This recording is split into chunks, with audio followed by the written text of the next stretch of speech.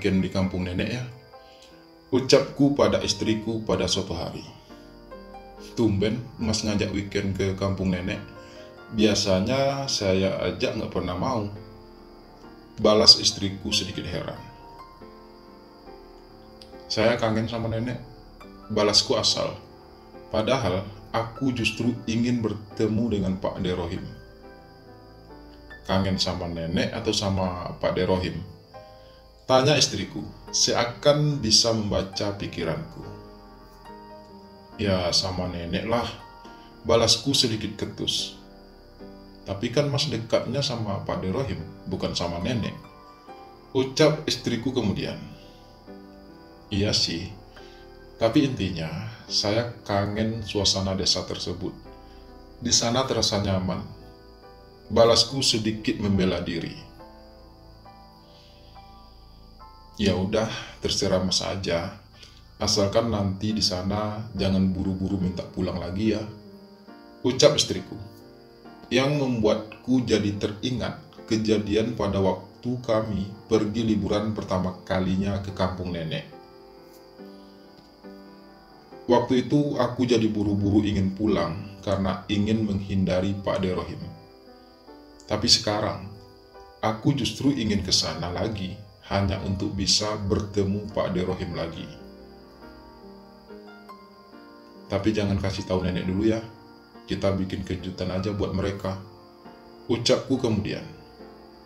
Oke, balas istriku singkat.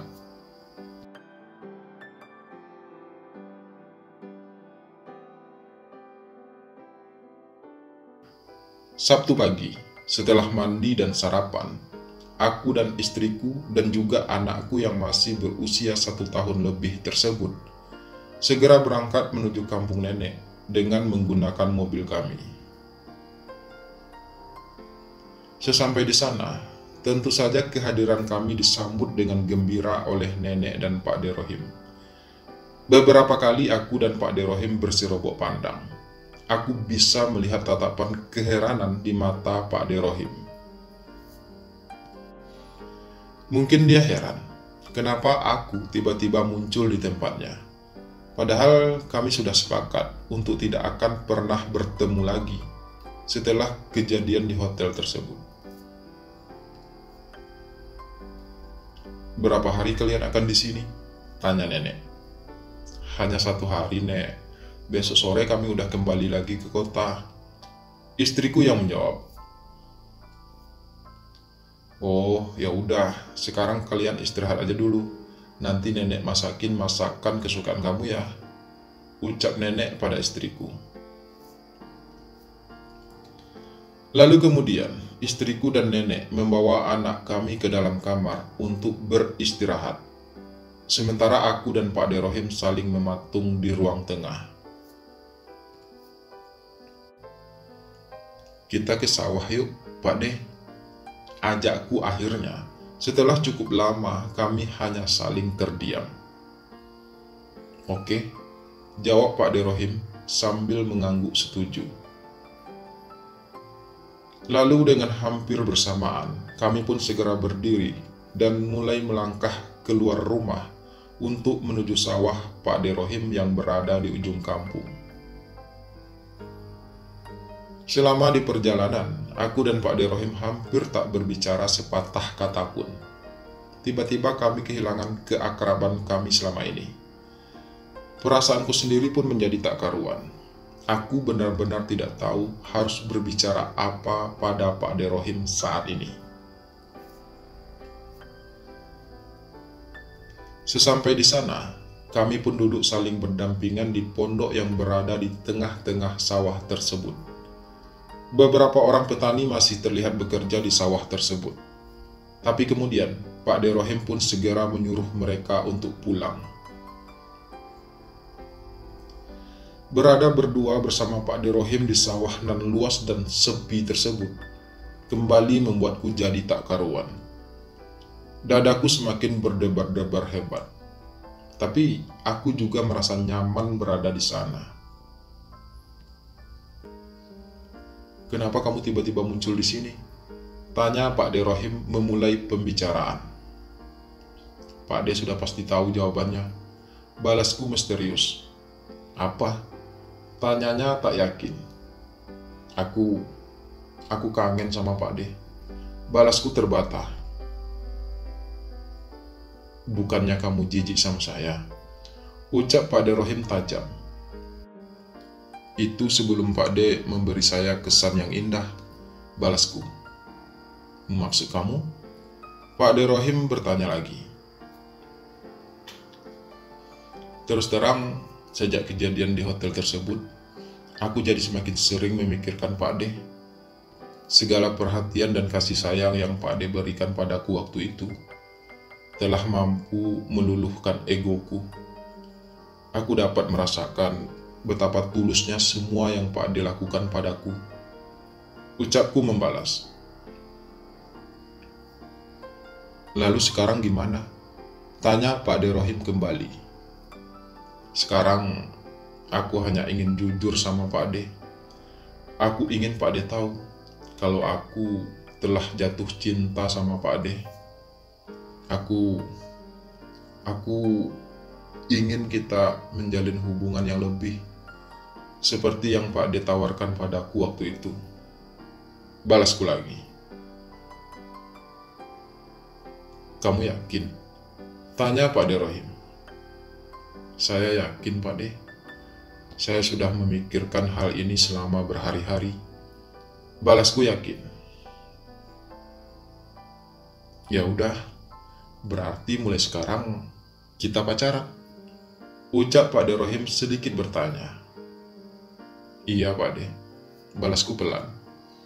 Tapi Pak D kan tahu bagaimana status saya saat ini. Jadi kita harus tetap hati-hati. Lanjutku. Kalau soal itu kamu tenang aja. Nggak bakal ada yang akan curiga dengan kedekatan kita. Balas Pak D Rohim terdengar cukup yakin. Lalu untuk beberapa saat, kami pun hanya saling terdiam. Hanya mata kami yang saling tatap, penuh arti. Tiba-tiba saja, Pak D Rohim terlihat sangat tampan di mataku. Aku semakin mengagumi sosoknya. Spontan, aku meraih jemari Pak D Rohim, kemudian menggenggamnya erat. Aku sayang sama Pak D. Ucapku pelan. Aku juga sayang sama kamu, Antonio. Balas Pak D Rohim penuh perasaan. Lalu dengan perlahan, wajah kami pun kian saling mendekat. Yakin kita akan melakukannya di sini? Tanyaku tiba-tiba, sesaat sebelum wajah kami benar-benar tidak berjarak. Iya, balas Pak D Rohim ringan. Udah, kamu tenang aja. Di sini aman kok. Nggak bakal ada orang yang akan datang ke sini. Lanjutnya, berusaha meyakinkanku. Jadi, ceritanya kita outdoor nih. Tanyaku sedikit menggodanya. Iya, lebih baik di sini daripada di rumah. Lebih bahaya lagi kan? Balas Pak D Rohim. Aku pun mengangguk setuju. Dan begitulah, dengan disaksikan padi-padi yang mulai menguning di tengah-tengah sawah tersebut, dan diiringi semilir angin sepoi-sepoi nan menyejukkan, kami pun memulai sebuah pendakian. Sebuah pendakian yang terjal untuk menuju puncak tertinggi, yang menyatukan dua hati yang telah saling jatuh cinta. Kami merasa saling terikat, dan tak ingin saling melepaskan. Dan aku merasa sangat bahagia dengan semua itu. Semuanya terasa sangat indah, benar-benar indah.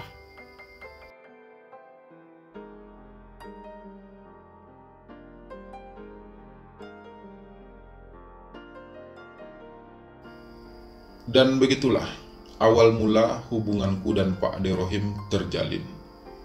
Semakin lama kami semakin terlena dengan hubungan tersebut. Hampir setiap minggu, Pak D Rohim datang ke kota untuk bertemu denganku. kami selalu punya tempat untuk saling melepas rindu. Hal itu terus terjadi selama berbulan-bulan, hingga hampir 2 tahun. Bahkan saat libur akhir tahun dan juga libur lebaran, aku selalu mengajak istriku untuk berliburan di kampung Pak De Rohim. Kami lebih banyak menghabiskan waktu berdua pada saat-saat liburan seperti itu. Hingga pada suatu ketika, saat itu sudah lebih dari 2 tahun hubungan kami berjalan dengan indah. "Saya harus segera menikah, Ton," ucap Pak De Rohim saat kami bertemu di sebuah hotel. "Menikah?" tanyaku tercekat. "Iya, ibuku ingin aku segera menikah. Itu adalah permintaan terakhirnya. Dan aku sudah tidak punya alasan lagi untuk menolak," balas Pak De Rohim pelan. "Lalu Pak De akan menikah dengan siapa?" tanyaku ingin tahu. "Seorang perempuan pilihan ibuku. Dia gadis dari kampung sebelah. Sudah cukup berumur, tapi masih cukup muda jika dibandingkan dengan umurku saat ini," balas Pak De Rohim menjelaskan.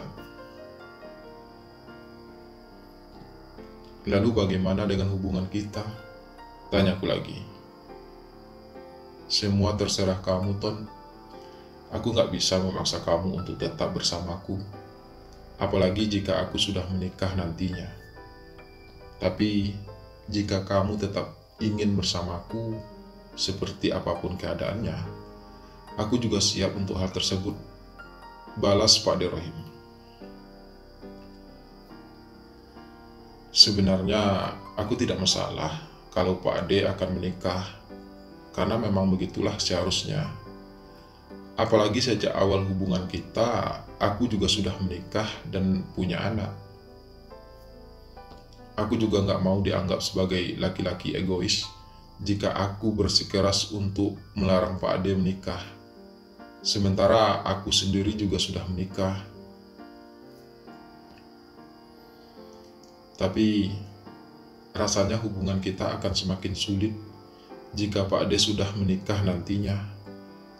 Pasti kita akan semakin jarang bertemu, akan semakin banyak hati yang harus kita jaga. Kita juga tidak mungkin selamanya akan aman menjalani semua itu. Jadi aku pikir kalau Pak De memang harus menikah, mungkin akan lebih baik jika kita sudahi saja semuanya. Kita akhiri saja hubungan kita ini sebelum semuanya jadi semakin terlambat. Karena dari awal kita juga sama-sama tahu kalau hubungan kita adalah sebuah kesalahan.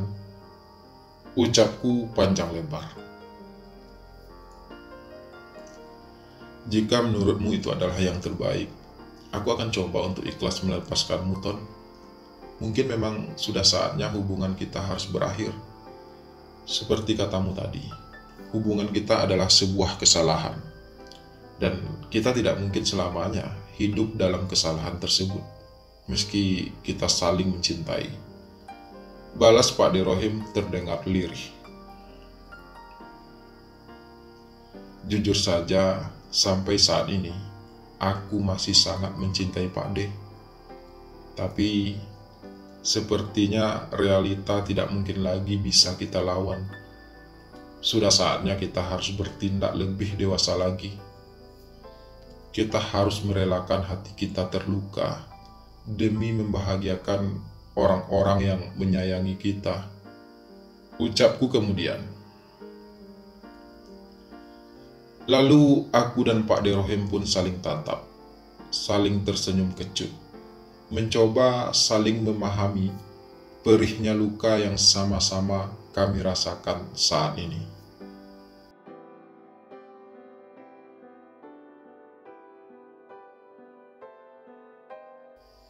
Begitulah, aku dan Pak De Rohim akhirnya sepakat untuk saling merelakan, mengikhlaskan, dan sama-sama belajar untuk saling membunuh perasaan masing-masing. Tidak mudah memang, tapi kami harus mencobanya. Memupus perasaan cinta kepada orang yang paling kita cintai adalah hal tersulit dalam hidup ini. Tapi kami harus melakukannya demi kebahagiaan orang-orang di sekeliling kami. Pak De Rohim akhirnya menikah, diiringi sorak gembira para keluarga. Mereka memang sudah sangat lama menginginkan Pak De Rohim menikah. Dan kini mereka semua bisa menyaksikan hal tersebut. Terutama nenek. Di usianya yang sudah sangat tua, beliau akhirnya bisa menyaksikan pernikahan anak bungsunya. Tapi entah mengapa, hatiku terasa sakit menyadari hal tersebut. Aku masih belum bisa rela melepaskan Pak De Rohim bersama orang lain. Hatiku merasa hancur. Aku kecewa. Tak akan mudah bagiku untuk melupakan semua kenangan indahku bersama Pak De Rohim. Semuanya terlalu indah. Aku tak akan pernah mampu untuk melupakannya. Dan aku yakin, hal itu juga yang Pak De Rohim rasakan. Tapi sekali lagi, kami harus bisa untuk saling mengikhlaskan. Dan aku menanamkan dalam hatiku bahwa Pak De Rohim adalah hal terindah yang pernah terjadi dalam perjalanan hidupku. Semoga saja aku bisa mengikhlaskannya. Semoga saja aku bisa menganggapnya hanya sebagai paman dari istriku. Ya, semoga saja.